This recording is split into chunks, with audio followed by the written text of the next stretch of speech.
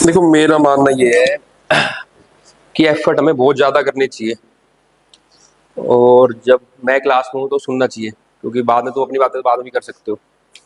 क्योंकि मैं देख रहा हूँ जो आज मैं आपको करवाने वाला हूँ ना, मतलब कि ऑनलाइन मैंने डाली पोस्ट वो, तो काफ़ी बच्चे ये कह रहे थे कि ये कंटेंट हमें दे दो, क्योंकि इस पे मैंने इतनी मेहनत कर रखी है। They know the value of this content, और वो तुम्हें यहीं पे मिल रहा है सीधा, तो तुम्हें तो उसको ग्रैब करना चाहिए। अगेन मैं बार बार ये बताता हूँ कि जो मेहनत हम करके आते हैं पूरा दिन में, वो मैं आपको 2 घंटे में डिलीवर करते हैं जो फैकल्टी होती है। तो उस 2 घंटे में आपकी बहुत सीरियसनेस होनी चाहिए। और चाहे क्लास एक लग रही है, दो लग रही है, तीन लग रही है, वो तुम्हारे लिए फायदा हो रहा है। ये अभी पेन में टाइम निकाल लोगे तो आगे वाले 30-35 साल करियर के बहुत अच्छे, तुम you are striving for the prestigious service in the country. हल्के में काम नहीं होगा। पहले चैंपियन सेशन इसलिए लिया था मैंने कि हल्के में काम नहीं बनेगा। एनर्जी हाई रखनी है, पोलाइट रहना है, स्माइल होनी चाहिए, क्योंकि स्माइल जब हम करते हैं तो एनर्जी अपने आप आई हो जाती है। ये खेल इंटेलेक्चुअल के साथ साथ इमोशनल बहुत बड़ा खेल है। ठीक है ना। आपस की सराउंडिंग कैसी है, इसलिए मैं बोल रहा हूँ। बोलते हैं तुम्हारी एनर्जी बहुत वेस्ट होती है, दिमाग में स्ट्रेस आता है। शांत रहना, बिल्कुल शांति, सोचना है, चीजों को इम्बाइब करना है, क्योंकि तुम्हारी फील्ड अलग है। तुम्हें उसी तरीके से ट्रेन कर रहा हूँ मैं कि तुम्हें किस लेवल पे लेके जाना है मेरे को। अगर तुम्हें जर्नलिस्ट बनाना होता, एंकर बनाना होता, तो मैं अलग ट्रेनिंग देता। या तुम्हें आईएएस बनाना है, ऑफिसर बनाना है, तो तुम्हारी ट्रेनिंग अलग चल रही है। या पीसीएस ऑफिसर बनना है, तो वो भी उसी लेवल पे जाते हैं बिल्कुल। तो काम हम उसी तरीके से करेंगे जो एग्जाम की रिक्वायरमेंट है। ये इम्बाइब भी करना है अपने अंदर। ठीक है। बोलना कम है, सुनना ज्यादा है फैकल्टीज की, क्योंकि हम लोग काम करके आते हैं उस पूरा। ठीक है। और ये फायदा होता है कि मान लो एक बुक में भी किसी ने, आप बहुत सारी 10 बुक्स पढ़ लो, उससे अच्छा है ऐसे आदमी से मिलो जिसको एक्सपीरियंस ज्यादा है, वो सारा क्रक्स तुम्हें बता देगा। अब टाइम थोड़ा चेंज हो रहा है, तो जो हम करके आ रही है, मैंने इतनी मेहनत करूंगा, आज पढ़ाऊंगा आप लोगों को, ये बहुत टाइम लग के जस्ट निकाल के तुम्हें दे दिया मैंने बस। तो उसको याद कर लो, तुम्हारा टाइम बच जाएगा। ये स्मार्ट वर्क है। ठीक है। तो आज हम स्टार्ट करेंगे जो इंडिपेंडेंस डे प्राइम मिनिस्टर जी की जो स्पीच थी, उसके अंदर से मेरे को क्या इंपॉर्टेंट पॉइंट्स लगे, वो मैं आपको आज बताऊंगा। करंट अफेयर का पार्ट है ये। ऐसे जो पॉइंट्स होते हैं, वो आपको गवर्नमेंट का इंटेंशन बताते हैं, गवर्नमेंट की पॉलिसीज बताते हैं। क्योंकि गवर्नमेंट का जो आसपास चल रहा रहता है, उससे क्वेश्चन के चांस आने के ज्यादा होते हैं। और वो अगर आप आंसर पे लिखते भी हो तो आपको मार्क्स ज्यादा मिलते हैं। विशाखा यादव जो आईएएस है, उनका मैं एग्जाम्पल देता हूँ बार बार। उनकी आंसर शीट में आप देखोगे तो बार बार वो लिखते हैं, as per the supreme court of India, as per the prime minister of India, as per the CAG, as per the RBI governor. मतलब अथॉरिटी का नाम दे दिया उन्होंने, कि मैं नहीं कह रही सर, ये तो गवर्नर कह रहा है, उनकी डेफिनेशन है। तो जब आपकी कॉपी कोई चेक करेगा तो वो उसी को गलत नहीं करता। उसको लगता है यार, ये तो गवर्नर ने बात ये सही कही होगी सर के। और उसको पता है कि बच्चा अवेयर भी है, बच्चा सारी चीज फॉलो भी कर रहा है, अपनी मन गढ़ंत बातें कोई नहीं कर रहा, क्योंकि आपके व्यू इतने ज्यादा मैटर नहीं करते। ठीक है ना। बाकी जो ऑलरेडी अथॉरिटी है, जैसे मैंने कल आपको आईएलओ का समझाया, तो आईएलओ में जो जो बच्चे थे, बाद में कई बच्चे चले भी होंगे, उनको मैंने बताया कि भाई आईएलओ जो तलवीन लिख के लाया था, उसकी जो लाइन है उसको कैसे यूज करना है। क्योंकि वो बहुत यूएन के जो ऑफिसर्स है, उन्होंने लाइनें लिखी हैं। अगर वो लाइनें आप डिवाइस करने बैठ के, आपके तो 2 साल निकल जाएंगे आपको तो। पर उन्होंने वो लाइनें डिवाइस कर दी, अब आप उसको यूज कर लो। तो वो यूज करना मैंने कल सिखाया था आपको। ये चीजें डिफरेंशिएट करेंगी आपको। क्यों बहुत सारे लोग पढ़ते रहते हैं 16-16 घंटे, फिर पेपर निकलता नहीं। वो इसलिए नहीं निकलता, उनको पता ही नहीं क्या पढ़ना है। और पढ़ भी लिया तो उनको यूज कैसे करना है। मैं चाहता हूँ कि तुम देखो, मेहनत तो इसमें भी करनी पड़ेगी। ऐसा नहीं मेहनत तुमसे करवा ही रहा हूँ मैं। ये भी नहीं मैं एक इजी काम बता दूंगा तुम आईएएस बन जाओगे, क्योंकि इतना इजी तो है ही नहीं। लेकिन ये है कि तुम्हें रेलिवेंट बता दूंगा, तो तुम ये चांस हो जाएंगे कि 16-16 घंटे जो पढ़ रहे हैं, तो वो काम तुम 4-5 घंटे में कर लोगे, और फिर अगले 4-5 घंटे तुम बाकी चीजों को दे पाओगे। तो एफर्ट मतलब डायरेक्शन इंपॉर्टेंट है सबसे ज्यादा। ठीक है। तो उसी को तुम आज देख रियलाइज भी कर पाओगे कि भाई कैसे वो चीज इंपॉर्टेंट है। तो सबसे पहले हम कुछ सेक्टर्स में आपको बताऊंगा कि इन इन सेक्टर्स में गवर्नमेंट का क्या व्यू है। ठीक है ना। और तुम्हें क्या उनमें लाइनें लिखनी है। तो सबसे पहले हम करेंगे एजुकेशन सेक्टर से स्टार्ट। अब ये देखो, मैंने आपको बता दिया कौन कौन से सेक्टर है। एक तरफ तो हम सेक्टर लिखेंगे टेबल पे, फिर गवर्नमेंट का क्या प्रोग्राम है रिसेंटली अभी। ठीक है। और उसका एम क्या है, कि उससे क्या एम है गवर्नमेंट का, उससे बेनिफिट क्या होगा, और उससे इंपैक्ट क्या पड़ेगा। ये 5 पैरामीटर पे मैंने उन सेक्टर्स को डिवाइड किया है। अब या तो एसए में आ जाए कोई चीज, या फिर एजुकेशन के सेक्टर का कोई क्वेश्चन आ रहा है, तो आप ये सारी बातें यूज कर सकते हो। अगर मान लो एजुकेशन का क्वेश्चन आ रहा है, कंट्रीब्यूशन ऑफ गवर्नमेंट आप लिखना चाहते हो, तो 3-4 बातें लिखने के बाद एक पॉइंट ये भी डाल दो कि गवर्नमेंट अब क्या कर रही है, जो नालंदा यूनिवर्सिटी जो हम पढ़ रहे थे उसको रिवाइव कर रही है। ठीक है ना। उसके पीछे एम क्या है वो बताऊंगा, उसका बेनिफिट क्या होगा, उसका इंपैक्ट क्या पड़ेगा। ठीक है। तो सबसे पहले हम करेंगे एजुकेशन सेक्टर। तो एजुकेशन में गवर्नमेंट रिसेंटली अब क्या कर रही है, रिवाइवल ऑफ नालंदा स्पिरिट। और ये किसका पार्ट है, देखो मैं आपको बताता हूँ, हम जो पढ़ाई करेंगे वो 3 तरीके से करेंगे। ये तरीका है ना हमारा पढ़ाई का, मैंने आपको पहले बार बार समझाता हूँ मैं। सबसे पहले मैं आपका फाउंडेशन स्ट्रॉन्ग करता ही हूँ। तो जो क्लासेस होती हैं आपकी, वो आपका फाउंडेशन को बहुत स्ट्रॉन्ग करेंगी, कॉम्प्रिहेंसिव होएगा, आपको बार बार करवाएंगे हम चीजें। तो फाउंडेशन स्ट्रॉन्ग होगा तो कवरेज अच्छी हो जाएगी आपकी। फिर हम आपकी आंसर राइटिंग पे काम करते हैं, ठीक है। फिर जब थोड़ा एक लेवल होता है फिर आंसर राइटिंग करते हैं। फिर थर्ड होता है कंटेंट एनहेंसमेंट। ये जो पार्ट है कंटेंट एनहेंसमेंट का पार्ट है कि एजुकेशन तो आप बेसिक पढ़ोगे फाउंडेशन के अंदर, पर उसमें ये एक्स्ट्रा पार्ट कंटेंट एनहेंसमेंट हो रहा है। ये आपको एक्स्ट्रा हाफ मार्क्स दिलाएगा क्वेश्चन के अंदर। तो मैं जो कई बार काम क्लास लेता हूँ करता हूँ कंटेंट एनहेंसमेंट के ऊपर काम। बेसिक तो आप क्लासेस में कर ही रहे हो, एनहेंस आपका कंटेंट मैं करा दूंगा। आंसर राइटिंग हम फिर प्रैक्टिस करेंगे। तो इस लेवल पे हम काम कर रहे हैं।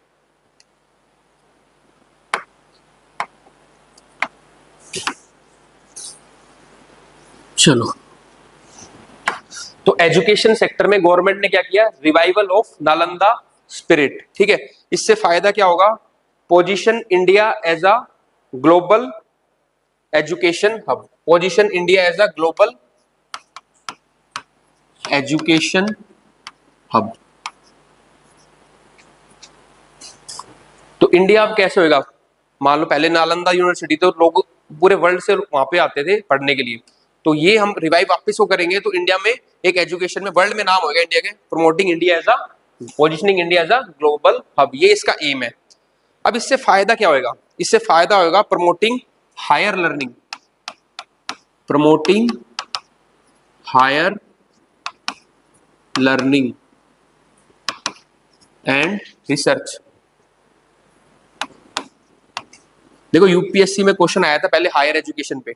अब अगर फिर हायर एजुकेशन क्वेश्चन आता है तो तुम लिखोगे कि गवर्नमेंट क्या कर रही है, नालंदा को रिवाइव कर रही है जिससे कि हमारा इंडिया ग्लोबल एजुकेशन हब बनेगा, ठीक है। और उससे हायर एजुकेशन प्रमोट होगी, रिसर्च प्रमोट होगी। तो अब इससे भी क्वेश्चन आएगा तब भी आप ये नालंदा का एग्जाम्पल यूज करोगे। इसलिए ये कॉमन रामबाण दे रहा हूँ पूरा, कहीं भी यूज करोगे इसको। फिर इससे इंपैक्ट क्या पड़ेगा, हमारे घर के अंदर ही क्या हो जाएगी, वर्ल्ड क्लास एजुकेशन। तो इसका इंपैक्ट ये होगा कि world class education at home. India के अंदर ही हम वर्ल्ड क्लास एजुकेशन दे पाएंगे, लोगों को बाहर जाने की जरूरत नहीं पड़ेगी। तो ये एजुकेशन का एक सेक्टर कवर हो गया पूरा।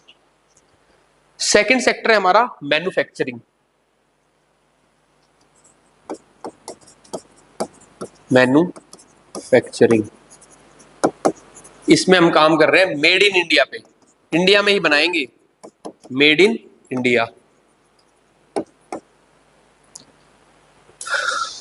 इसके लिए वैसे तो गवर्नमेंट बहुत सारे स्टेप ले रही है, पर रिसेंटली बता रहा हूँ उसमें क्या किया है, जो सेमीकंडक्टर की जो चिप है उसको हम क्या करेंगे, इंडिया के अंदर बनाएंगे। सेमीकंडक्टर की चिप क्या होती है, मोस्टली इलेक्ट्रॉनिक्स में काम आती है ना। तो मोबाइल हो गया, इलेक्ट्रॉनिक गैजेट्स हो गए, तो कितना काम हो रहा है, इतना बहुत ज्यादा हम इंपोर्ट करते हैं सेमीकंडक्टर, उसी को इंडिया में बनाएंगे हम।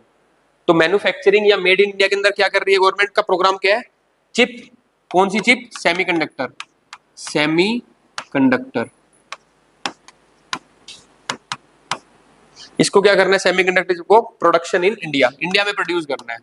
इसकी प्रोडक्शन क्या करनी है, इंडिया के अंदर, प्रोडक्शन इन इंडिया। ये काम करना है आपको मैन्युफैक्चरिंग के अंदर। From potato chips to semiconductor chips, ये भी एक लाइन आती है कि अब पोटैटो चिप्स बनाना छोड़ो, सेमीकंडक्टर चिप्स बनाओ। मतलब ये इकोनॉमी का ट्रांसफॉर्मेशन चाहिए हमें। कब तक आलू की चिप्स बनाते रहेंगे हम, अब टाइम आ गया है किसका, सेमीकंडक्टर चिप बनानी है, ये लेवल बढ़ेगा हमारा, ठीक है। ऐसी लाइनें लिख सकते हैं हम कोड नोट करके, तो एक डिफरेंशिएट बढ़ेगा आपके आंसर के अंदर, from potato chips to semiconductor production chips.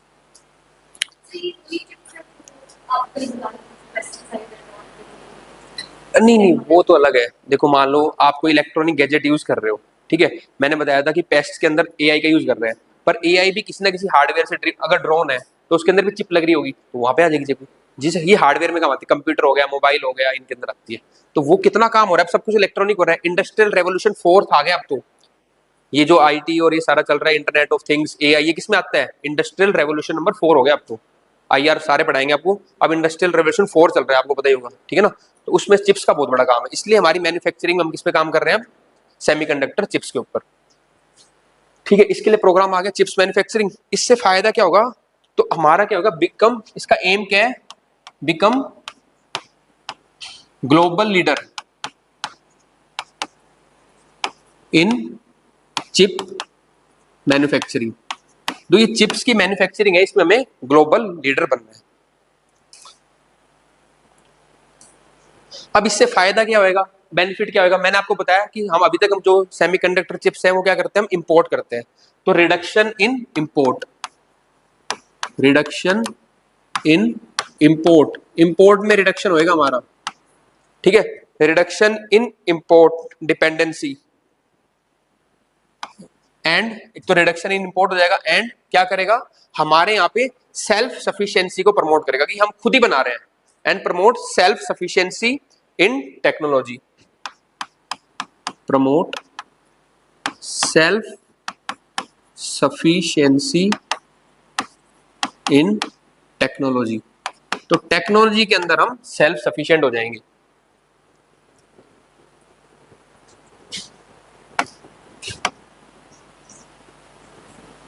Promote self sufficiency in technology, ठीक है।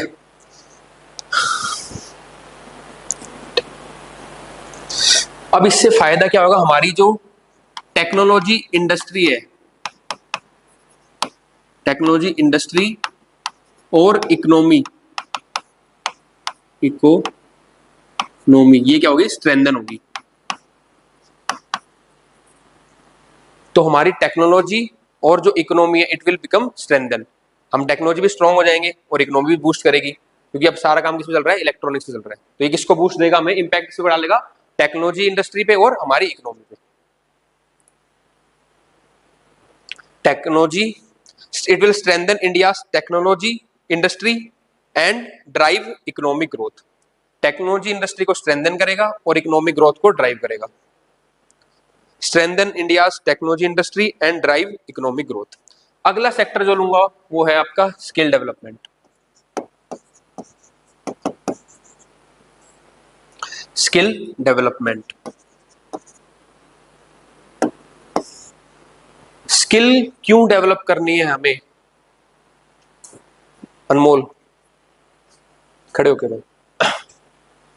स्किल क्यों डेवलप करनी है, बहुत बढ़िया। और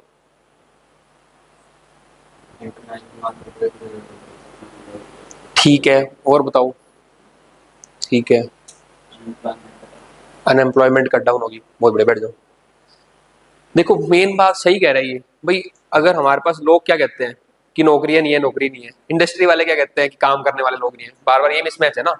तो उन लोगों को अगर आप स्किल दे दोगे तो काम तो बहुत हो रहा है, जनरेट इकोनॉमी में हमारे पास काम तो बहुत है, स्किल देना जरूरी है। क्योंकि अब क्या हो रहा है, इंडस्ट्रियल रेवोल्यूशन 4 आ रहा है, नई नई टेक्नोलॉजी आ रही है, उन्हीं को हमें जो यूथ को उसी तरीके से ट्रेन करना है। इसलिए स्किल डेवलपमेंट बहुत जरूरी है। हमारे पास बहुत बड़ी पॉपुलेशन है, इसको हम क्या बोलते हैं, ह्यूमन रिसोर्स। ये हमारा ह्यूमन रिसोर्स है।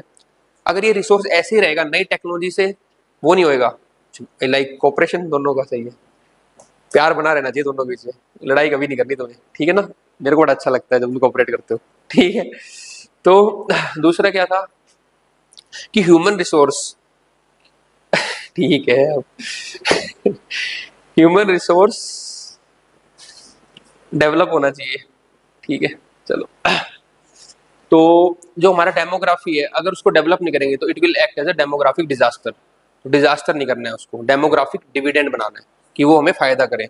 यूथ को नई जो टेक्नोलॉजी है उससे हमें क्या करना है, करवाना ही करवाना है। तो ये मैं इसलिए एम्फेसाइज कर रहा हूँ, कभी कुछ भी आता है देश के बारे में तुम पूछते हैं, प्रायोरिटी पूछते हैं, या डेवलप्ड नेशन बाय 2047 जो हमारा टारगेट है वो हो गया, या कोई ऐसे आता है, तो उसमें ये एंगल जरूर डालना कि ह्यूमन रिसोर्स को स्किल देना बहुत जरूरी है, तुम्हारी दिक्कत होगी बहुत ज्यादा। तो इसीलिए इसको दिमाग में बिठा रहा हूँ तुम्हारे चीजें में कि एजुकेशन जरूर डालना, उसमें भी हायर एजुकेशन, ठीक है, उसमें भी फिर मैन्युफैक्चरिंग डालना, क्योंकि ये सब चीजें हमारी कंट्री को इम्पैक्ट करती है। मैन्युफैक्चरिंग में चिप मैन्युफैक्चरिंग जरूर डालना, क्योंकि आने वाला टाइम इसका है, यूथ में स्किल डेवलपमेंट डालनी में। तो स्किल डेवलपमेंट, इसके लिए हमारा जो प्रोग्राम है वो क्या है आपका, skill capital of the world. Skill capital of the world, ये बहुत अच्छे है वो है। इसको मनरूप एक मैंने बताया था ना, वो लाइन बना दो यहाँ पे, लाइन का मतलब क्या है, यहाँ पे कुछ भी आ सकता है। अब कभी हेल्थ का क्वेश्चन आ जाए तो तुम डालोगे इंडिया को बनाना है health capital of the world. Health capital of the world का मतलब क्या है कि यहाँ पे इतने सारे हमारे पास मेडिकल सर्विसेज है कि लोग यहाँ पे आके अपना इलाज करवा रहे हैं, तो ये हमारा क्या प्रमोट करेगा, मेडिकल टूरिज्म। ऐसी लाइन अलग से लिख लिया करो, dash dash capital of the world, India को बनाना है education capital of the world. तो हमारे यहाँ पे इतने अच्छे हायर एजुकेशन इंस्टीट्यूशन होंगे तो लोग यहाँ पे पढ़ने आएंगे। आ रहा है समझ में? मैं बहुत एम्फेसाइज करके प्यार से समझा रहा हूँ कि ये याद ही करना है, और ये चार्ट याद कर लिया तुम्हें कई जगह पे यूज हो जाएगा। मैं ऐसी पढ़ाई कराना चाहता हूँ तुम्हें कि जो एक चीज को रहा हूँ उसको तुम मल्टीपल जगह पे यूज कर पाओ, कम टाइम में ज्यादा एफर्ट मारेंगे, मार्क्स ज्यादा है। ठीक है, मैं फिर गारंटी ले रहा हूँ, कहीं भी पूछ लेना, कर लेना, कोई नहीं कराएगा ऐसे आप लोगों को, करा ही नहीं रहूंगे इस लेवल पे। ठीक है ना? देख लेना और फ्रेंड्स के नोट्स वोट्स। ठीक है, स्किल डेवलपमेंट, और पूछ भी लेना, उनको याद भी नहीं होगा इतना। मैं कह रहा हूँ 6 सेक्टर कराऊंगा, 6 भी याद कर लोगे तुम्हारा काम हो गया। बच्चे पढ़ते 20 है, याद उनको एक भी नहीं होता, वो दिक्कत है। 6 पढ़ लो, उसको अच्छे से पढ़ लो शांति से, इतना यूज कर पाओगे तुम एग्जाम में। क्योंकि ये सारे वर्ड्स है ना गवर्नमेंट के वर्ड्स है, मेरे वर्ड्स भी नहीं है, तो स्ट्राइक भी करेगा एग्जामिनर को। देखो कितना प्रिसाइज लिख रहे हैं हम, थोड़ी एक एक बोर्ड के अंदर खत्म करेंगे सारा खेल आज हम। ठीक है, तो skill capital of the world बनाना है हमें, और इसके पीछे हमारा एम क्या है, skill development across all sectors by aligning with. तो हमें इसमें एम क्या रहेगा, स्किल डेवलपमेंट करनी है कहां पे, अक्रॉस ऑल द सेक्टर, एक सेक्टर में, सभी सेक्टर्स में, across all sectors in line with. अब स्किल कैसे देनी है, लेटेस्ट स्किल जो कैसी हो, इन line with industrial revolution fourth. चौथा इंडस्ट्रियल रेवोल्यूशन चल रहा है, पहला इंडस्ट्रियल रेवोल्यूशन आया था वो किस पे बेस था आपका, स्टीम इंजन पे, कोयले वोयले पे। ठीक है, दूसरा जो इंडस्ट्रियल रेवोल्यूशन आया वो किस पे बेस्ड था आपका, इलेक्ट्रिसिटी पे, बिजली आई थी फिर उसके बाद ज्यादा। ठीक है, पहले कोयले से चलता था, फिर इलेक्ट्रिसिटी मेजर हुआ। तीसरा जो आया वो किस पे आया आपका, कंप्यूटर पे, कंप्यूटर रेवोल्यूशन आया था राजीव गांधी के टाइम इंडिया में। और वैसे भी जो थर्ड इंडस्ट्रियल रेवोल्यूशन था that was part of the computer generation. अब तो कंप्यूटर का भी हायर एप्लीकेशन आ गया, उसी के अंदर और better, internet of things, artificial intelligence, machine learning, अब आ रहा है इंडस्ट्रियल रेवोल्यूशन। तो इसमें बच्चों को क्या करना है, हमें ट्रेन करना है यूथ को। तो हमारी जो स्किल होनी चाहिए वो सभी सेक्टर में होनी चाहिए इन line with the industrial revolution 4। इसको बोलते हैं IR 4.0, इंडस्ट्रियल रेवोल्यूशन 4.0 के अकॉर्डिंग होनी चाहिए हमारी। इससे फायदा क्या होगा, जो हमारा यूथ है वो कैसी स्किल लेगा, जो कि इंडस्ट्री रेलिवेंट है। मैं आपको टाइपिंग सिखा रहा हूं, आप तो स्किल तो मैं आपको दे रहा हूं, पर वो इंडस्ट्री रेलिवेंट ही नहीं है। तो हमें कैसी स्किल देनी है जो इंडस्ट्री रेलिवेंट हो। इसका फायदा, अगर हम IR 4 में बच्चों को स्किल दे रहे हैं तो उसका बेनिफिट क्या होगा, the skills more chances to gain industry relevant skill. तो जो स्किल मिलेगी आपको वो कैसी होंगी, इंडस्ट्री रेलिवेंट। ये वर्ड यूज करके आना, बच्चे लिखेंगे give the skill to youth, आप लिखोगे give the industry relevant skill to the youth and in line with the industrial revolution 4। तो एग्जामिनर सोचेगा ये लड़का एक एडवांस सोच रहा है, बेसिक सब लिखेंगे, स्किल देना है। ये बहुत कम बच्चे लिखेंगे कि इंडस्ट्रियल रेवोल्यूशन 4 के अकॉर्डिंग देना है, कि जो कि इंडस्ट्री की डिमांड के रेलिवेंट है। ये डिफरेंशिएट कर भाई, इतना पढ़ते सभी हैं, डिफरेंशिएट बस कीवर्ड्स करेंगे आपकी कॉपी में। ठीक है,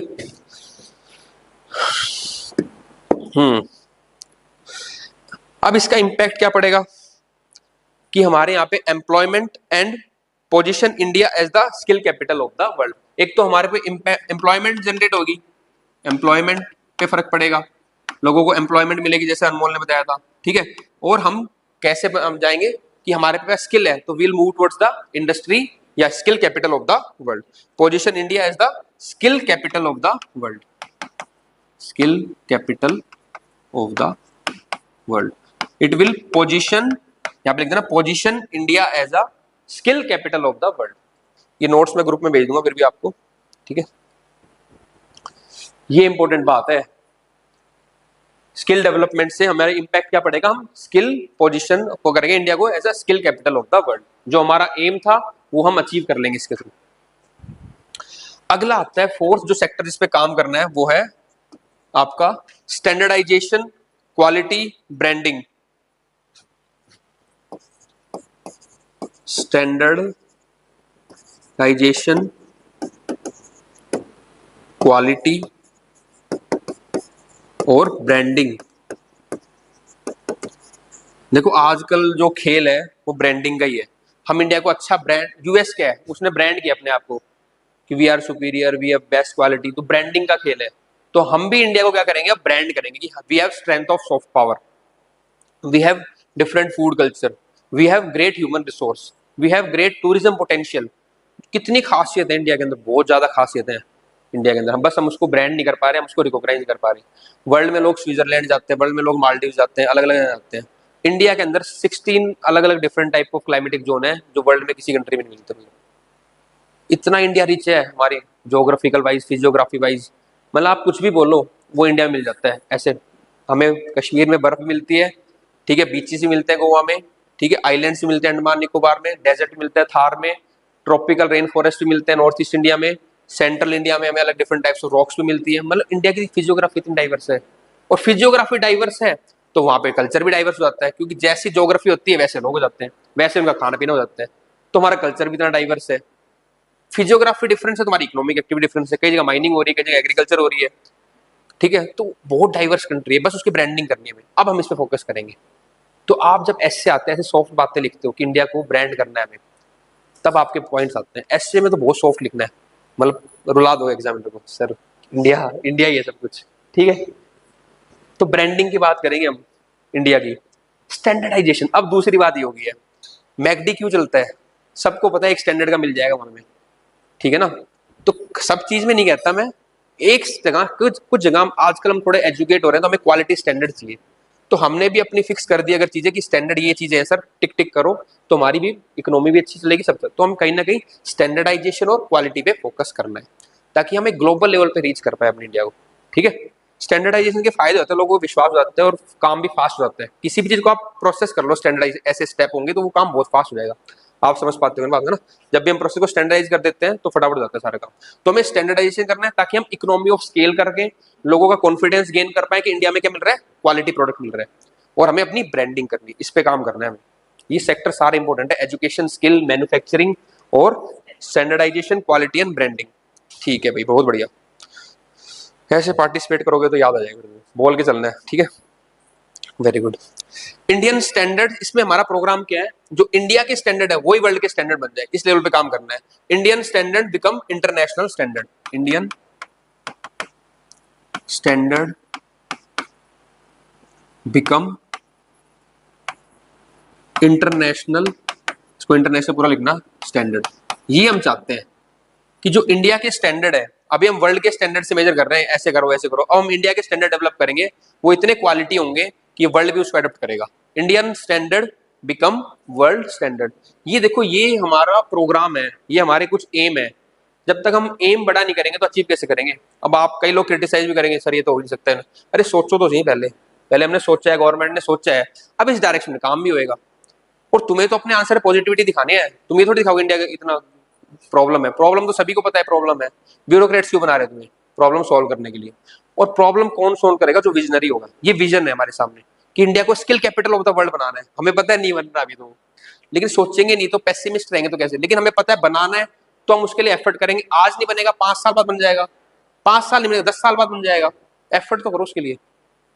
तो ये बहुत अच्छा विजनरी डॉक्यूमेंट है जो तुम्हें पॉजिटिव शो करता है। कॉपी पे पॉजिटिविटी आनी चाहिए, नेगेटिविटी नहीं आनी चाहिए इंडिया के लिए या लाइफ के लिए।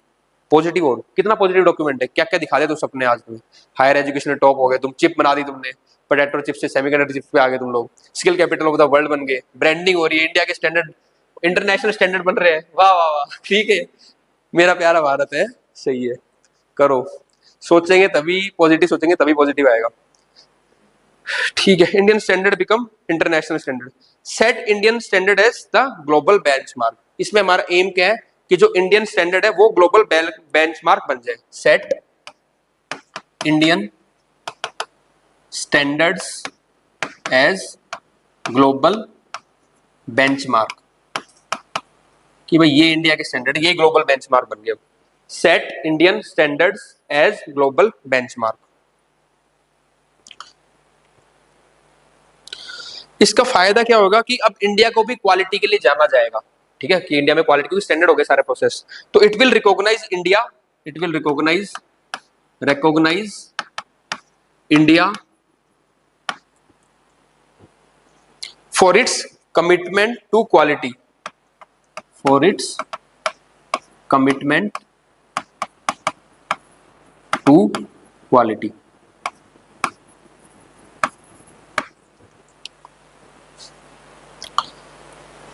इसका इंपैक्ट क्या पड़ेगा? अब इंडिया की भी एक ब्रांड होगी, it will build brand India, it will build brand India. ठीक है, इंडिया की एक अपनी ब्रांड बनेगी। फिफ्थ सेक्टर है आपका clean energy. Clean energy, environment में डिटेल में कराऊंगा क्लीन एनर्जी में क्या आएगा।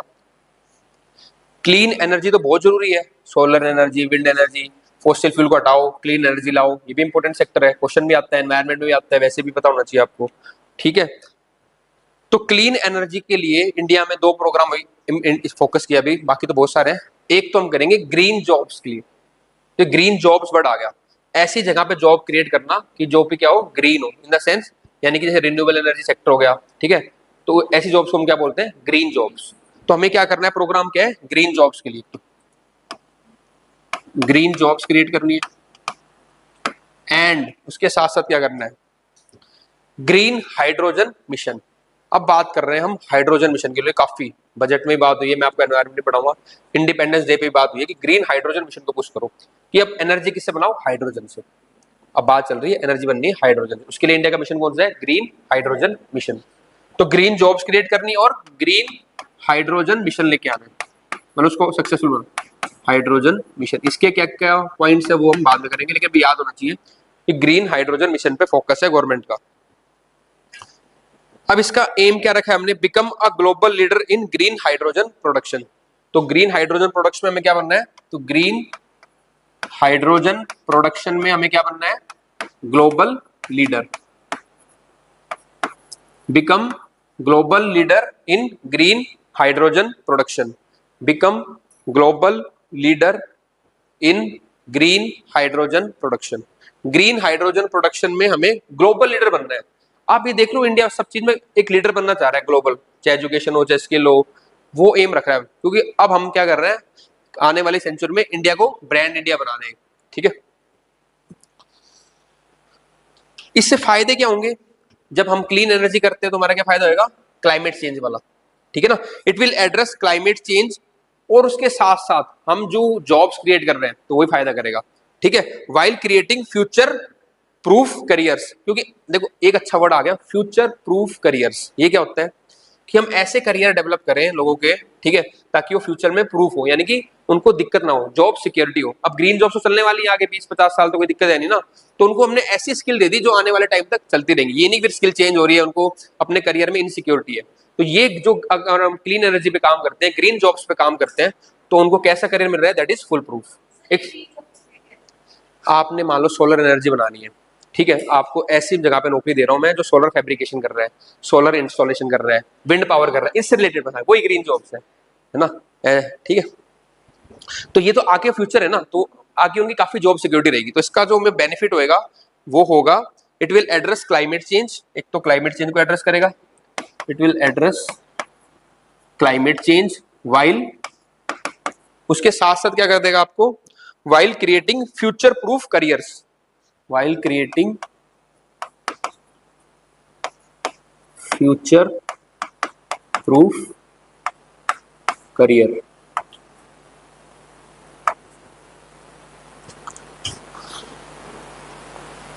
ऐसे करियर मिलेंगे जो फ्यूचर प्रूफ हो, आपको जॉब सिक्योरिटी रहेगी, क्योंकि ग्रीन जॉब चलने वाली है अभी। हाँ जी,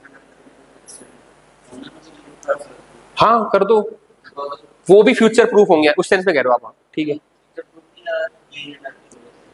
क्लीन एनर्जी इसलिए कह सकते हो कि भाई कहीं ना कहीं जो सेमीकंडक्टर या जो मटेरियल है वो सोलर पैनल यूज, इस सेंस में कह रहा हूं। बिल्कुल बिल्कुल, सिलिकॉन का कर सकते हैं। ऐसी बहुत सारी चीजें होंगी जो इंटरलिंक कर सकते हो, वो अलाउड है करना, है ना, ये एक बेसिक स्ट्रक्चर दे रहा हूँ, बहुत सारी चीजें होंगी जो कर सकते हैं, कोई दिक्कत नहीं। अब इसका फायदा इंपैक्ट क्या पड़ेगा कि इंडिया में क्या होगी, ग्रीन जॉब्स क्रिएट होंगी। ठीक है, ग्रीन ग्रोथ होगी, green growth and job creation in sustainable sector. तो यहाँ पे जो इंपैक्ट पड़ेगा वो पड़ेगा आपका ग्रीन ग्रोथ।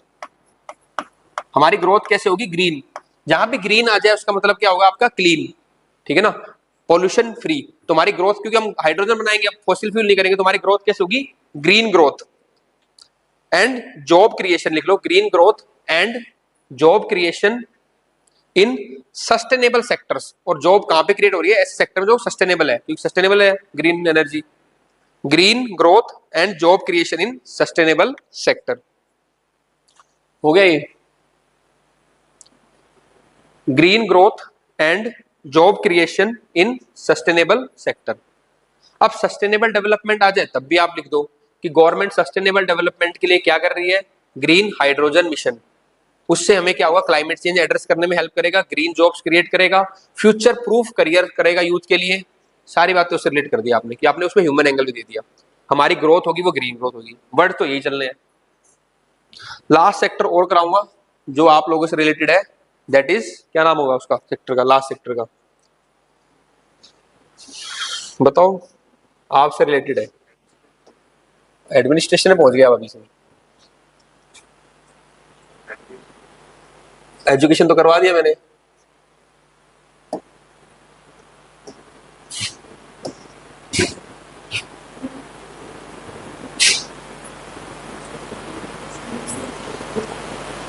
लास्ट सेक्टर कौन सा होगा अवनीत, क्या हो आप, हैं क्या हो, यूथ, ठीक है यूथ, ठीक है, तो लास्ट सेक्टर ले लेता हूं मैं आपका यूथ।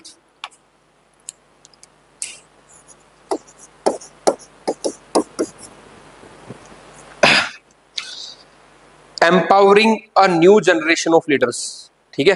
इसमें जो गवर्नमेंट का यूथ के लिए वैसे प्रोग्राम होते हैं, पर इस बार जो फोकस किया है, अब लीडर्स क्रिएट करने हैं। Empowering a new generation of leaders, empowering a new generation of leaders, ये प्रोग्राम है गवर्नमेंट का, ठीक है। अब इसमें एम क्या है, 1 लाख यूथ को एम्पावर करना है without political family ties to enter into the politics. तो देखो, एक ये ऊपर कहते थे कि नेपोटिज्म चल रहा है, कि वो एक लिमिटेड फैमिलीज है ना, उन्हीं के लोग पॉलिटिशियन बन रहे हैं, उन्हीं के बच्चे पॉलिटिशियन बन रहे हैं। तो इसको थोड़ा अलग करने के लिए गवर्नमेंट ने एक प्रोग्राम किया कि यहाँ पे 1 लाख यूथ को, जो उनकी फैमिली बैकग्राउंड पॉलिटिक्स का नहीं है, उनको पॉलिटिक्स में बनाना, लेके आना है और उनको लीडर्स बनाना है। उससे एक फायदा क्या होएगा आपका, कि भाई जो नेपोटिज्म वो कम्बैट कॉम्बैट होगा और एक नए पर्सपेक्टिव्स आएंगे। अगर मैं पॉलिटिकल फैमिली से हूँ तो मैं तो वो जो लीनियज चल रहा है बताऊंगा, ये कोई अलग और गांव से डिफरेंट जगह से है, वो अपना पर्सपेक्टिव लेके आएगा पॉलिटिक्स में, भाई इसकी भी जरूरत है, तो नए पर्सपेक्टिव्स आएंगे, ठीक है, नेपोटिज्म कर होएगा। मैं लिखवा देता हूँ सारा, ठीक है। तो इसमें जो आपका एम है वो क्या, empower 1 lakh youth without political family, empower 1 lakh youth without political family ties, without political family ties to enter in politics. उनको पॉलिटिक्स में एंटर करना है, to enter politics.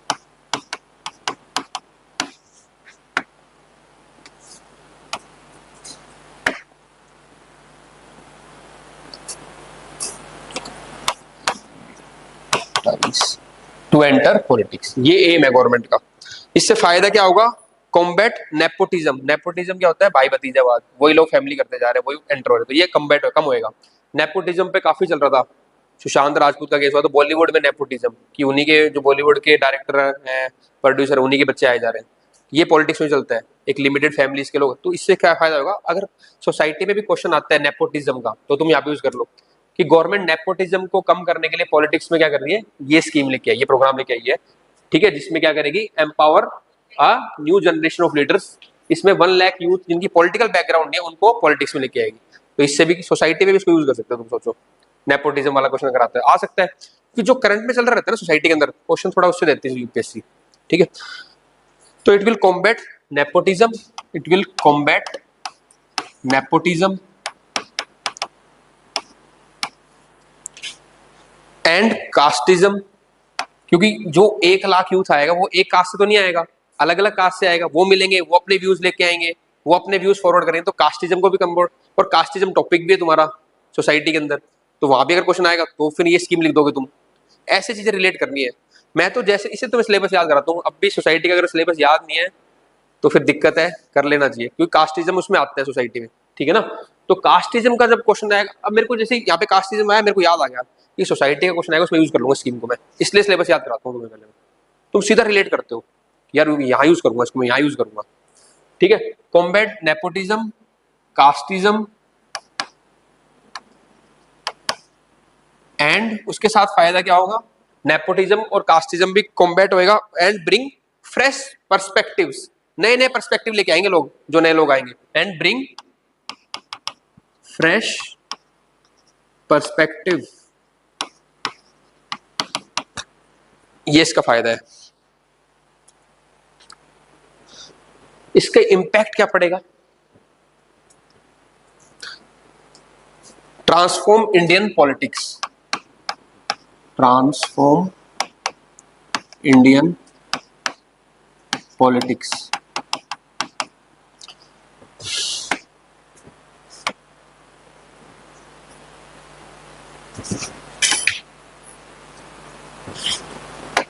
Transform Indian politics, हमारी पॉलिटिक्स ट्रांसफॉर्म होगी, ट्रांसफॉर्म इंडियन पॉलिटिक्स या polity with new leadership, Indian polity कर दो, transform Indian polity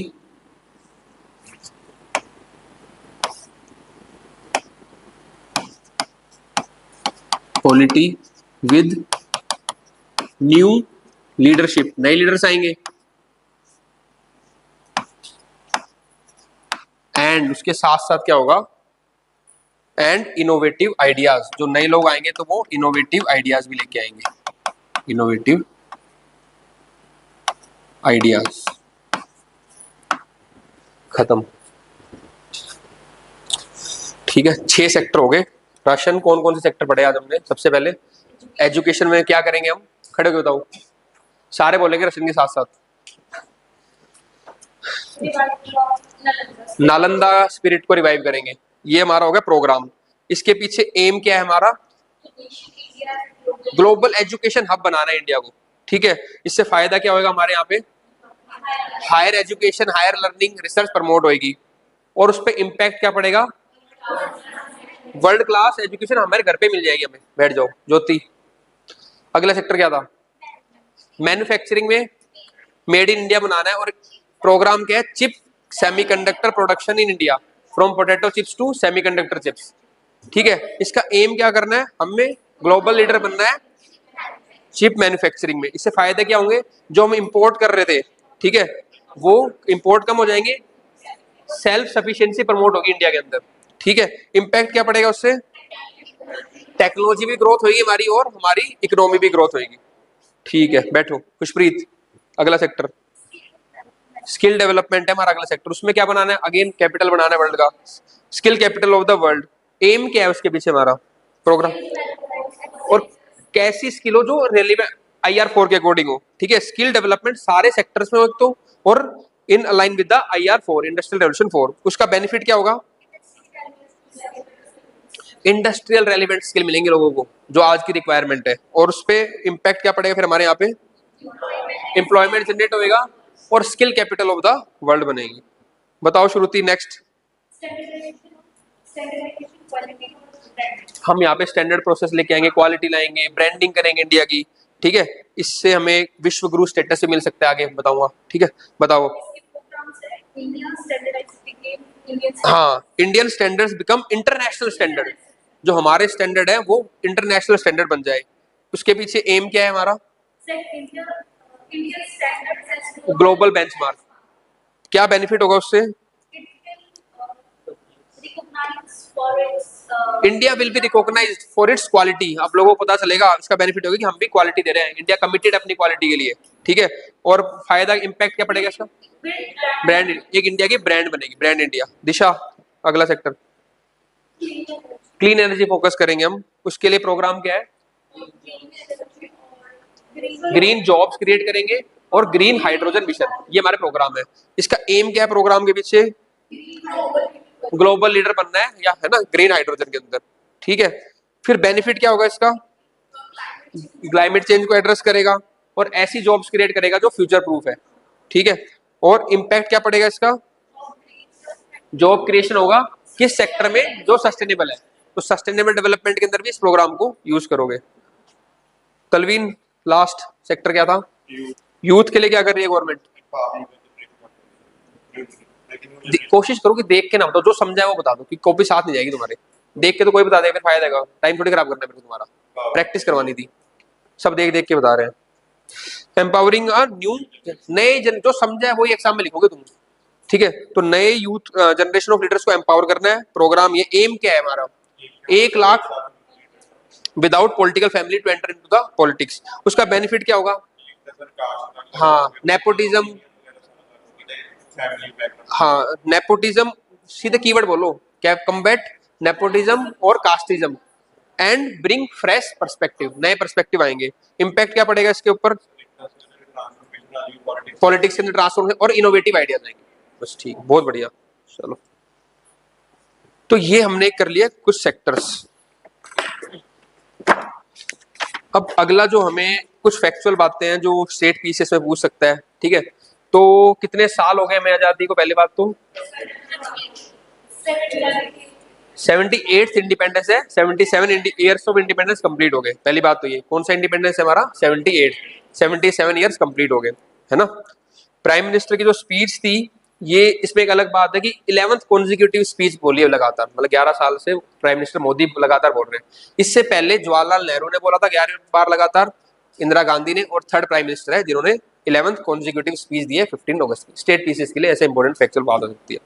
अब बात करते हैं हायर पॉलिसी प्रायोरिटीज। गवर्नमेंट की पॉलिसी प्रायोरिटीज क्या है, तो 4 बात बताऊंगा आपको जो गवर्नमेंट की यहाँ पे पॉलिसी प्रायोरिटीज है। जो गवर्नमेंट की पॉलिसी प्रायोरिटीज रहती है वो हमें पता होनी चाहिए, उसको हम आंसर में यूज कर सकते हैं और क्वेश्चन भी आ सकते हैं। तो पहली प्रायोरिटी है गवर्नमेंट की जो इस बार है, वो है डेवलप्ड नेशन बाय 2047। इसको हमने क्या बोला है, अमृत काल। ठीक है, तो ये हमारा अमृत काल है 2047 तक। इसमें हमें इंडिया को करना है डेवलप्ड कंट्री बनाना है, डेवलप्ड नेशन बाय डेवलप्ड। देखो पढ़ाई करो ना जब, तो पॉलिटिक्स से थोड़ा ये नहीं करना कि अरे क्या करेंगे, हमें क्या करना है यार, जो देखी जाएगी करे ना करे, हमें तो लाइन मिल रही है पढ़ने को और हमें इसलिए काम करना है एज ब्यूरोक्रेट। ठीक है ना, वो क्या कर रहे हैं, कितना डिलीवर कर रहे हैं, नहीं कर रहे, that is part of criticism, उसको नहीं देखना है। ठीक है ना, डेवलप्ड नेशन बाय 2047, ये मतलब यूपीएससी में तो चांस कम है, लेकिन स्टेट हरियाणा में आया था, पंजाब में भी आ सकता है ऐसे डायरेक्ट ही। ठीक है ना, डेवलप्ड नेशन बाय 2047, ये एक प्रायोरिटी हमारी है गवर्नमेंट की पॉलिसी प्रायोरिटी।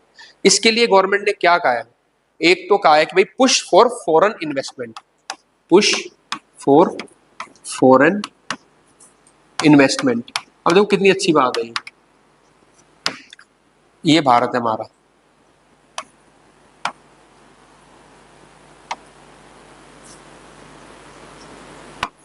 तो तुम इसको ऐसे सोचो कि हमारे यहाँ पे हमें अगर डेवलप्ड नेशन बनाना है तो बहुत सारे पॉइंट्स हैं, वो तो आप लिख ही लोगे। ठीक है, जो गवर्नमेंट ने प्रायोरिटी बताई वो बता रहा हूँ।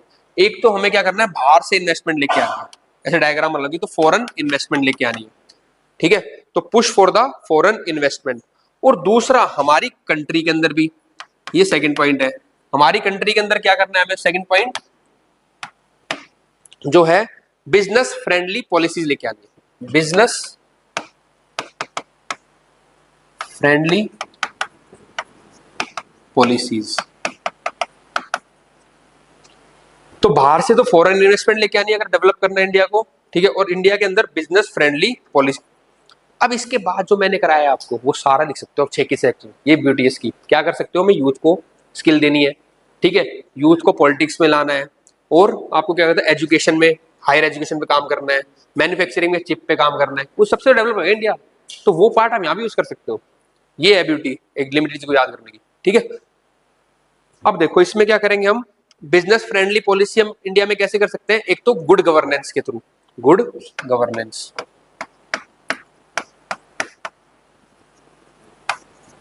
पहले बिहार में इंडस्ट्री क्यों नहीं जाती थी वहां पे, क्योंकि वहां पे लॉ एंड ऑर्डर की दिक्कत होती थी। अब अगर मान लो वहां पे स्टेट गवर्नमेंट ने लॉ एंड ऑर्डर मेंटेन कर लिया, गुड गवर्नेंस कर दिया, गुड गवर्नेंस से मतलब क्या हो गया, आपकी फटाफट वहां पे आपकी फाइल्स जारी है, करप्शन कम है, आपको राइट्स है, तो वो होती है गुड गवर्नेंस। पूरा डिटेल में पढ़ाएंगे आपको, ठीक है। तो गुड गवर्नेंस से क्या होता है, बिजनेस प्रमोट होता है। दूसरा क्या करना है आपको, लॉ एंड ऑर्डर। मैंने बताया था अगर लॉ एंड ऑर्डर नहीं होगा तो बिजनेसमैन नहीं आएंगे, ठीक है ना। तो लॉ एंड ऑर्डर को मेंटेन करना है, लॉ एंड ऑर्डर। तीसरा काम क्या करना है आपको, competition between states, competition between states. एक स्टेट्स के, मान लो गुजरात महाराष्ट्र दोनों इंडस्ट्रियल स्टेट है, पंजाब हरियाणा दोनों एग्रीकल्चर स्टेट्स है, तो मेरे कंपटीशन होगा तो सब इंप्रूव करते हैं। कंपटीशन का फायदा ये होता है कि इंप्रूव होता है सेक्टर। तो कंपटीशन जनरेट करो, इससे हमारे यहाँ पे डेवलप बनेंगे हम। लॉ एंड ऑर्डर को प्रमोट करो, ठीक है ना, स्ट्रेंथन करो इसको, गुड गवर्नेंस लेके आओ। इससे क्या होगा, बिजनेस फ्रेंडली एनवायरमेंट होगा और हमारे यहाँ पे इन्वेस्टमेंट होगी, ठीक है, डोमेस्टिक लेवल। और फॉरेन से इन्वेस्टमेंट लानी है, इससे हमें क्या होगा, push for the foreign invest. पहली प्रायोरिटी है कि इंडिया को क्या बनाना है, डेवलप्ड नेशन। उसके लिए बाहर से इन्वेस्टमेंट करनी है, हमारे यहाँ पे बिजनेस फ्रेंडली एनवायरनमेंट हो, पॉलिसीज हो, ठीक है। अब कोई ऐसी पॉलिसी लेके आते हैं गवर्नमेंट, कोई स्टेट गवर्नमेंट लेके आती है जैसे, है ना, तो उसमें मगर मान लो ease of doing business promote कर रहा है, मतलब आसानी से कोई बिजनेस खोल पा रहा है या आसानी से अपना बिजनेस बंद कर पा रहा है, तो तुम उसको भी इसमें लिख सकते हो। ये किसको करेगी हेल्प हमें, to become India a developed nation by 2047। ये पहली प्रायोरिटी होगी गवर्नमेंट की पॉलिसीज की। दूसरी प्रायोरिटी है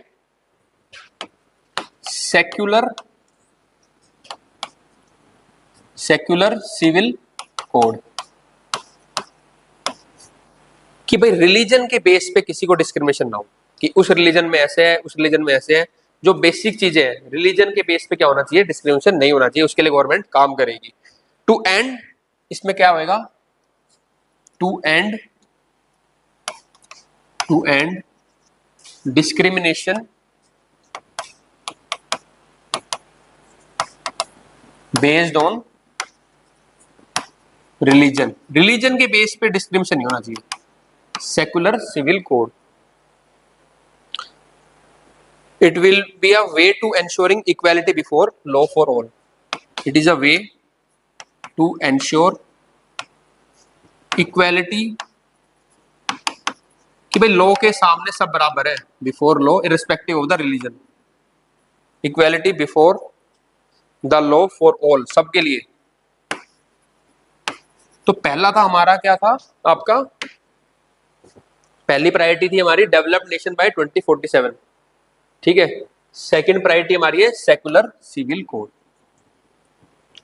थर्ड प्रायोरिटी है वो गवर्नमेंट की है वीमेन सेफ्टी। ये गवर्नमेंट की पॉलिसी प्रायोरिटी है इस बार, वीमेन सेफ्टी।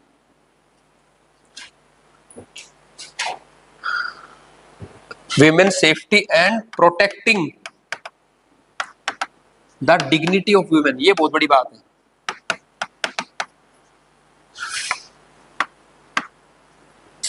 सेफ्टी तो एक है ही जरूरी, पर डिग्निटी भी हार्म नहीं होनी चाहिए वीमेन की, डिग्निटी भी इंपॉर्टेंट है। तो ये वर्ड, मतलब ये एथिकल वर्ड है। तो जो नॉर्मल बच्चा होगा वो क्या लिखेगा, वीमेन सेफ्टी, खत्म बात। अब आप क्या लिखोगे, protecting the dignity of women, मतलब कि सेफ्टी तो करनी है सर, पर डिग्निटी भी मेंटेन करनी है, उनकी डिग्निटी नहीं होनी चाहिए खराब, ठीक है ना। हमारी फंडामेंटल ड्यूटी भी है ना, उसमें भी हम सिटीजन को कहते हैं कि we should not do any act that will, मतलब कि डी, जो भी वुमेन की डिग्निटी को हैम्पर करे, एग्जैक्ट बताएंगे उसमें। तो फंडामेंटल ड्यूटी भी है सिटीजन्स की। अब देखो, मैंने बताया था पहले बच्चे लिखते थे, जो अगेन कंटेंट एनहेंसमेंट का पार्ट चल रहा है तुम्हारा, ये फूड सिक्योरिटी, तुम्हें क्या लिखना है, फूड एंड न्यूट्रिशनल सिक्योरिटी, ठीक है। बच्चे लिखेंगे क्लाइमेट चेंज, तुम और क्या लिखोगे, क्लाइमेट ट्रॉमा, और क्या बताया था मैंने, क्लाइमेट जस्टिस, ऐसे वर्ड्स हो गए। जब ऐसे ह्यूमन सेफ्टी की बात आएगी तो बच्चे लिखेंगे ह्यूमन सेफ्टी, तुम लिखोगे human safety and protecting the dignity of women, ठीक है ना। तो ह्यूमन सेफ्टी और डिग्निटी को भी साथ लगा दो, ये वर्ड्स थोड़े तुम्हें अलग करेंगे बाकी बच्चों से।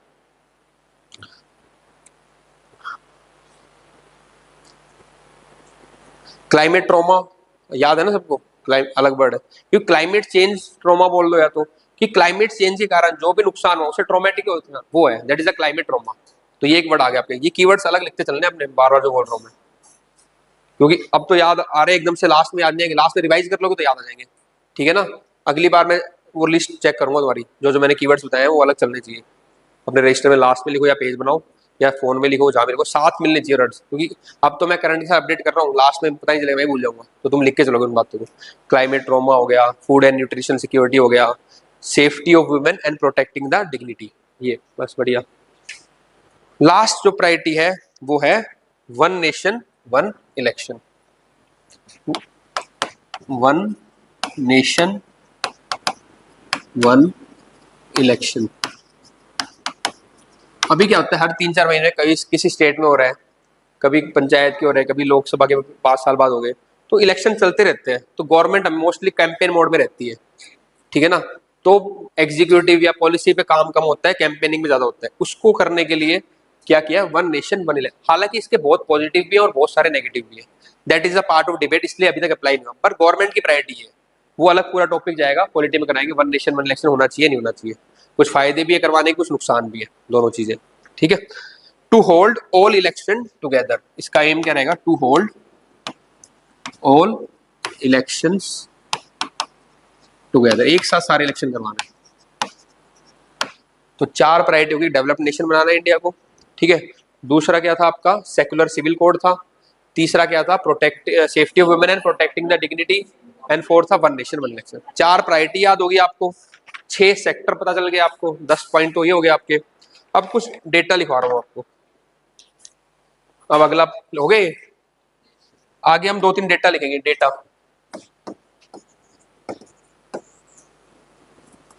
डेटा है पहला, प्रधानमंत्री जन धन योजना। प्रधानमंत्री जन धन योजना,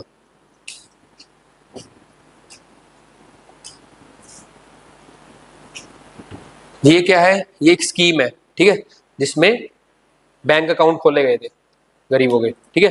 प्रधानमंत्री जन धन योजना, इसमें क्या कह रहा है कि government around 53 crore beneficiary,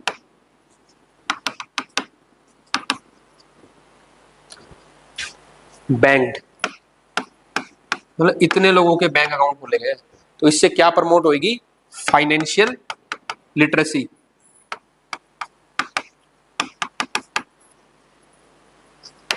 Nikhil, आपका नाम क्या है, निखिल।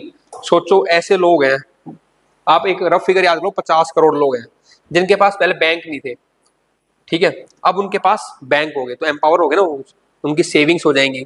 इसमें साथ साथ इनमें पेंशन का स्कीम भी होता है, उनको पेंशन भी मिलती है, सोशल सिक्योरिटी बेनिफिट्स भी मिलते हैं। इसमें 3-4 स्कीम और हैं जनधन के साथ साथ, है ना, प्रधानमंत्री जीवन सुरक्षा योजना, प्रधानमंत्री बीमा योजना, ऐसे करके। तो ऐसी जो चीजें हो रही हैं, तो इससे कहीं ना कहीं लोगों को फायदा हो रहा है ना। तो ये किस में जाएंगे, आपके प्रधानमंत्री जनधन योजना तो आप पढ़ लोगे, लेकिन उसके साथ साथ आपको डेटा लिखना पड़ता है कि गवर्नमेंट ने कितना इंपैक्ट किया है। This is the part of content enhancement. Scheme पढ़ना is a part of foundation, वो आप पढ़ लोगे। कितने लेटेस्ट अपडेट है, it is a part of enhancement, ये एनहेंस कर रहा है कि अब 53 करोड़ लोगों को बैंक किया है गवर्नमेंट ने। इससे क्या हुआ, फाइनेंशियल लिटरेसी प्रमोट हुई है। अब फाइनेंशियल लिटरेसी क्या होता है, वो इकोनॉमिक्स में पढ़ेंगे हम, ठीक है ना। कई फैक्टर होते हैं, आरबीआई की, as per RBI financial literacy ये है कि बैंक अकाउंट खुलवाना, लोगों को फाइनेंशियल एजुकेशन देना, उनको पेंशन देना, ठीक है, ये सारी चीज आती है फाइनेंशियल लिटरेसी के अंदर। तो अगर आपके बैंक अकाउंट खुल रहे हैं, तो आपको आइडिया होता है ना, फाइनेंस कैसे जमा कैसे कर रहे हो, विड्रॉ कैसे कर रहे हो, तो it will improve the financial literacy in the country. तो ये डेटा हो गया, प्रधानमंत्री जनधन योजना में 53 करोड़ अकाउंट खोले गए हैं। नहीं अभी तक टोटल, आज प्रधानमंत्री आवास योजना, ठीक है, जिसमें घर वर बनाते हैं, आवास मतलब घर, ठीक है, प्रधानमंत्री आवास योजना, इसमें क्या किया गवर्नमेंट ने, 2.5 करोड़ पक्का हाउस वर हैंडेड ओवर। तो कितने घर बना दिए, 2.5 करोड़ पक्का हाउस वर हैंडेड ओवर। तो बस याद रख लो, 2.5 करोड़ घर बना दिए। फिर अगर rural development, urban development, poor की डेवलपमेंट, सोशल डेवलपमेंट पे क्वेश्चन आएगा, तो आप ये डेटा लिखोगे कि गवर्नमेंट ने क्या किया। गवर्नमेंट ने 53 करोड़ लोगों के अकाउंट खुलवाए हैं, गवर्नमेंट ने 2.5 करोड़ पक्का हाउस बनाए हैं। ये देखो ना, ये डेटा यहाँ पे यूज होगा, याद कर लो, जो क्लास में करा रहा हूँ, खत्म करो खेल को, ठीक है।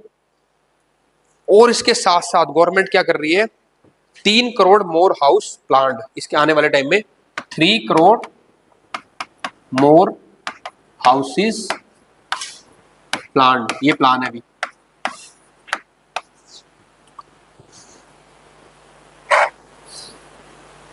तो एक प्रधानमंत्री जनधन योजना पे गया, प्रधानमंत्री आवास योजना, ठीक है। तीसरा आयुष्मान भारत, ये किसके रिलेटेड स्कीम है? हेल्थ से रिलेटेड, ठीक है ना। तो आयुष्मान भारत के अंदर क्या किया गवर्नमेंट ने?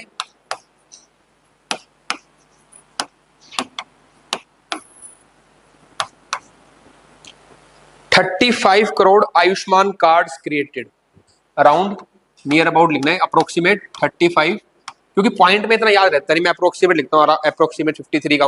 अगर 50 करोड़ भी लिख दूंगा ना अकाउंट अराउंड तो कोई बात नहीं, ठीक है ना। तो एक 53 का याद आसपास क्या देखना है, अराउंड। इसमें अगर आयुष्मान की बात करें अराउंड 30, देखो उल्टा हो गया, जनधन में 53 था, इसका उल्टा हो गया 35, ठीक है ना, उल्टा ही आ रहा है उसका। 35 crore Ayushman cards created,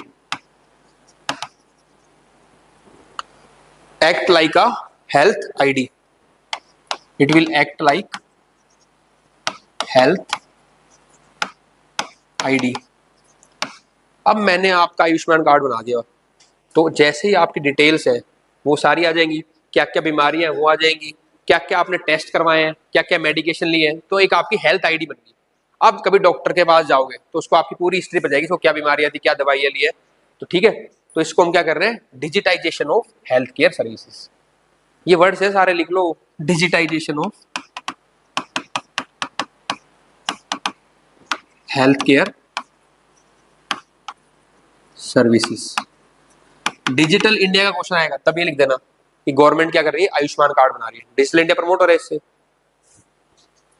digitisation of health care service, 35 Ayushman cards were created, it will act as a health ID.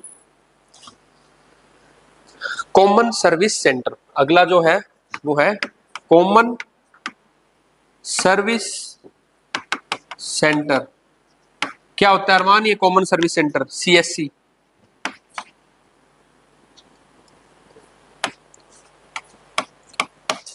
कितने अरमान जागे तेरे वास्ते, बहुत बढ़िया, पता है, ठीक है। सेवा केंद्र वगैरह, बहुत बढ़िया बढ़िया। कॉमन मतलब कॉमन आदमी के लिए, उसकी सर्विस के लिए जो सेंटर्स बनाए हैं।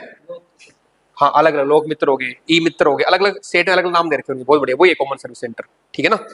कितने खोल दिए? ओवर 5.6 लाख, यानी कि ओवर मतलब उससे ज्यादा ही है, over 5.67 lakh common service centres were open for providing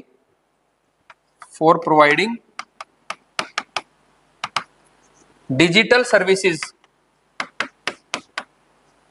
ये बहुत इंपॉर्टेंट स्टेप है इन रूरल इंडिया। गांव के अंदर उनके पास थोड़ी कंप्यूटर है, उनके पास थोड़ी इंटरनेट है, उनको अगर कोई फॉर्म भरना हो, अब गवर्नमेंट डिजिटल तो कहाँ जाएंगे वो? कॉमन सर्विस सेंटर में।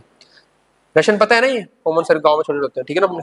हाँ, over 5.67 lakh common service centre पर open for providing digital facilities या digital services in rural areas. हो गया भाई,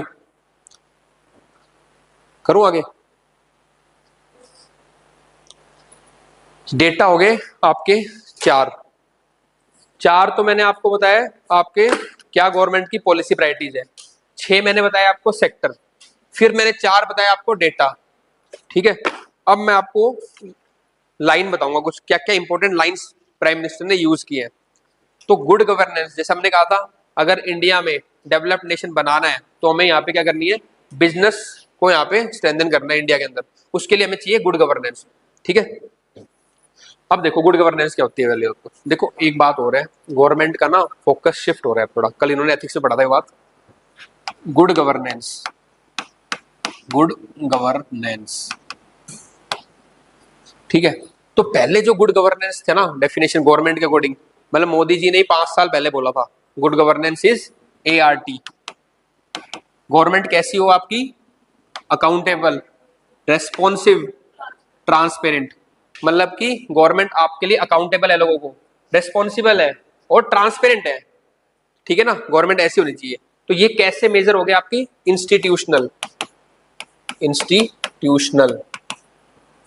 ये हमारी 4-5 साल पहले होती थी गवर्नमेंट जब बोला था कि इंस्टीट्यूशन ऐसा हो हमारा कि अकाउंटेबल हो, आप ऑफिस में जाओ अकाउंटेबल है, ट्रांसपेरेंसी, सब फाइल वाइल मिल जाएंगे आपको, और रिस्पॉन्स भी कर रहे हैं।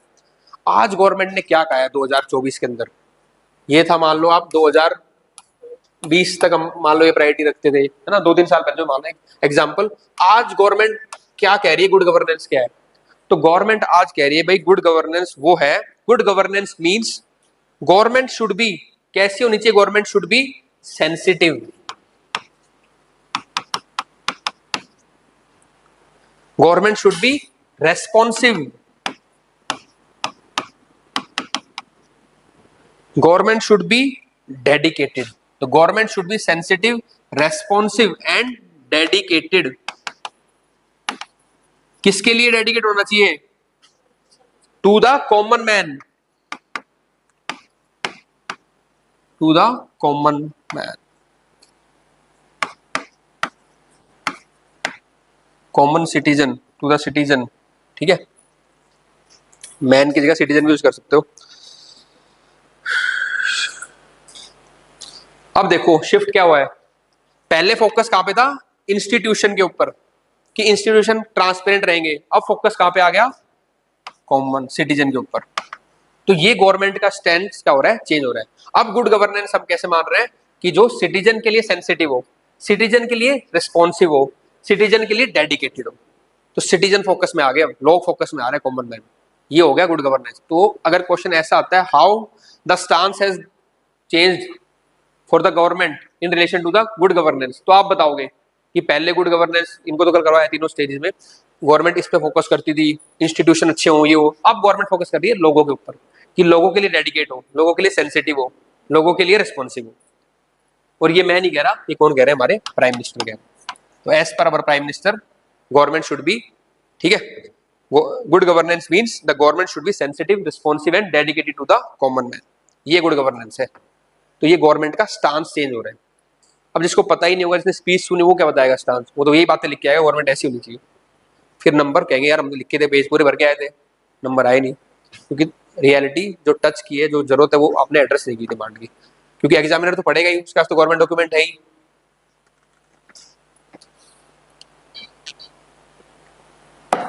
तो पहली लाइन या पहली डेफिनेशन मैंने आपको किसकी बताई है, गुड गवर्नेंस की। दूसरा काम, दूसरी जो लाइन है यार, वो है डेमोक्रेसी के ऊपर।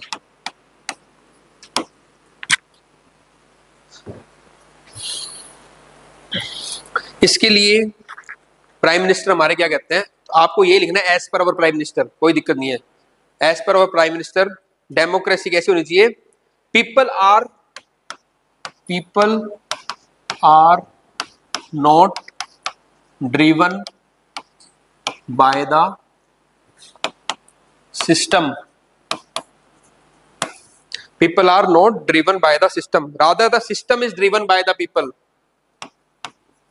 rather the system is driven by the people.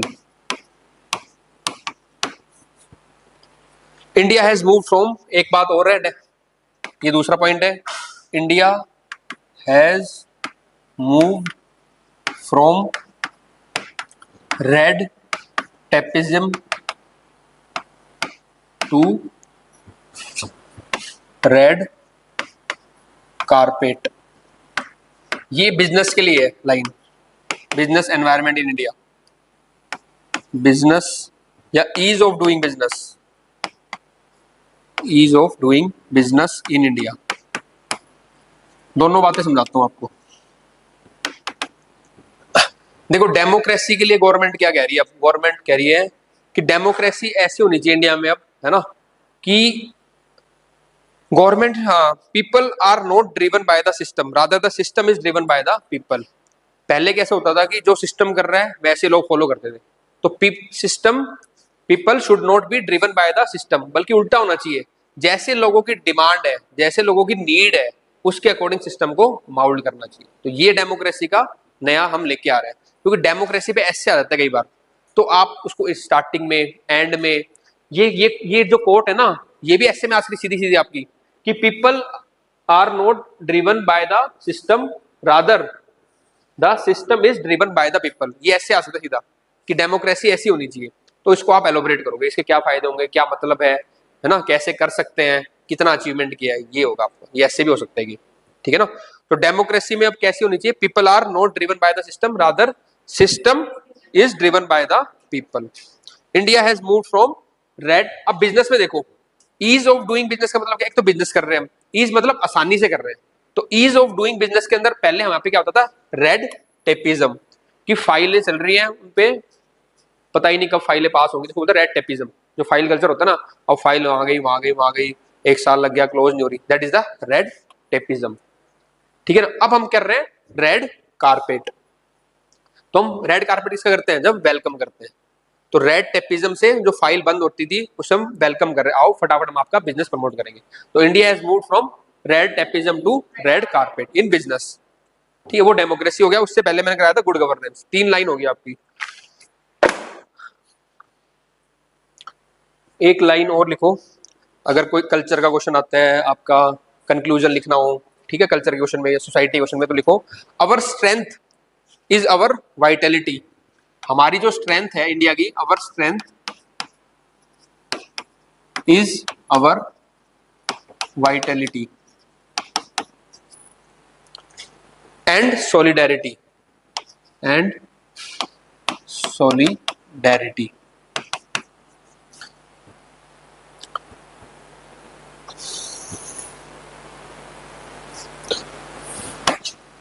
our vitality is the spirit of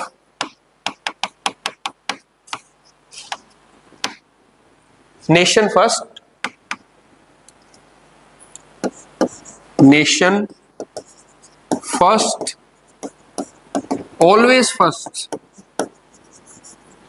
देखो ये चीज सीखो तुम, इंपैक्ट डालना।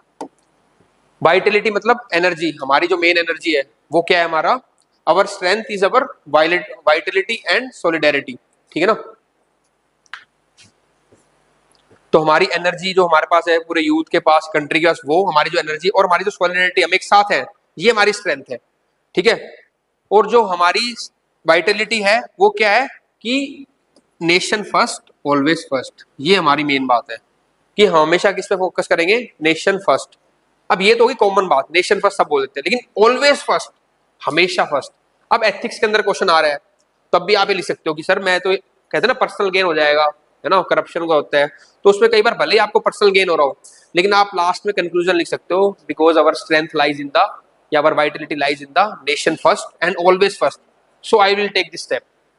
ये है, इतने अंदर से बोलना है कि nation first and always first, हमेशा, हर टाइम पे, बिकॉज इंटीग्रिटी कंप्रोमाइज नहीं होती, वो हमेशा वही रहेगी, खासकर ब्यूरोक्रेट्स को तो, सिचुएशन कुछ भी हो। तो नेशन फर्स्ट ऑलवेज फर्स्ट, ये लाइन आ गई, ये इंपॉर्टेंट लाइन है, ये सब याद रहे ना रहे, ये याद रख लेना, नेशन फर्स्ट ऑलवेज फर्स्ट। ठीक है। लास्ट टॉपिक जो है आपका वो रहेगा 5 प्रण, यानी कि 5 रिजॉल्व, 5 प्रण या कि रिजॉल्व्स। पंचप्रण बोल लो इसको।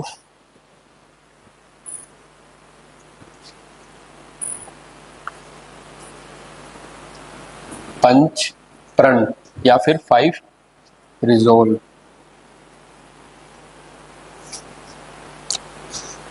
ठीक है, 5 रिजोल्यूशन लेंगे हम। ठीक है, तो वो क्या 5 रिजोल्यूशन है,